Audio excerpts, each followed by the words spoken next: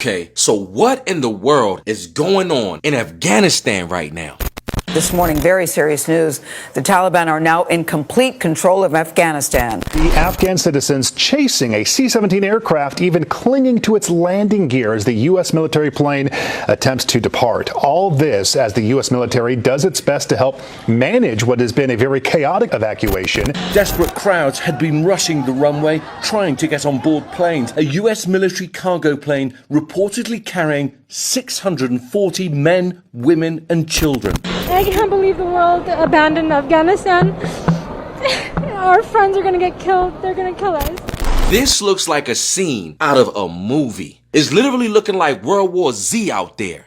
Hundreds of videos are popping up online that show the disaster after U.S. troops finally left Afghanistan. And there's even video footage of terrorist groups finding a large stockpile of American weapons that was left by the U.S. troops. And now all these guns and weapons are now in the hands of the rebels.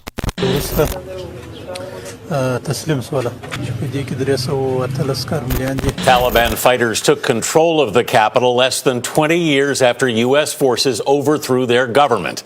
Afghanistan's president fled the country, and much of the population is in hiding, afraid of what's next. And just like that, the Taliban is back. And if anybody didn't know, this is bad news for everybody. We have the Taliban back in power just weeks before the anniversary of 9/11. What this really means is it is not safe out here no more.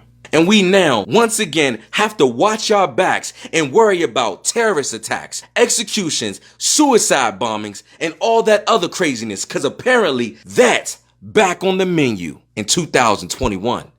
But how is it possible that the Taliban was able to bounce back and take over the whole capital city of Kabul in one weekend? Now, some people on the internet are blaming President Joe Biden for pulling the troops out of Afghanistan. But some people are also blaming the Afghanistan military for not defending and standing up for their own country.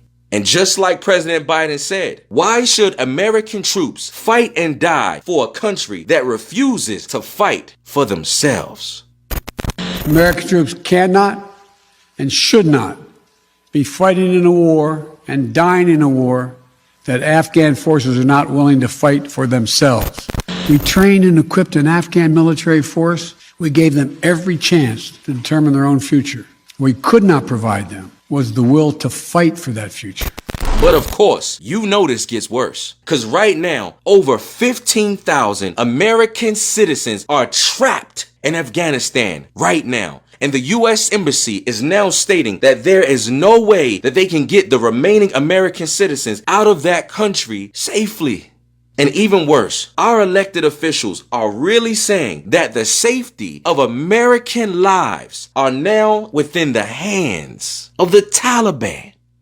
I never thought in a million years that we would hear those words and that the United States would now negotiate with terrorists. And no matter how you slice it, the truth is 20 years of American soldiers bleeding and risking their lives has now been reversed in only 3 days. May God be with us.